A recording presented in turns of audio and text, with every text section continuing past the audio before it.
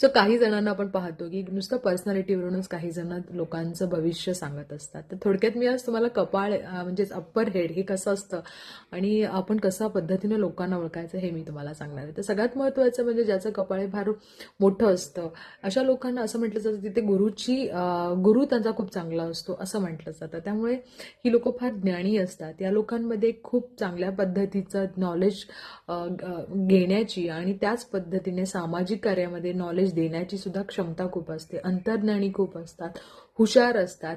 पण यांचा एक निगेटिव्ह पॉईंट हा असतो की ही लोक खूप रागीट असतात. एकदा राग आला की मग त्यांचा रागावर कंट्रोल होत नाही. त्याचबरोबर ज्याचं कपाळ म्हणजे असं थोडंसं छोटं असतं अशा लोक थोडेसे ॲज कम्पेअर मोठ्या कपाळाच्या लोकांपेक्षा थोडेसे कमी ज्ञानी अशी असतात. पण ही लोक मनाने फार सॉफ्ट असतात. लोकांना भावनाच्या ह्याने म्हणजे भावनांनी समजून लोकांचे डिसिजन घेत असतात.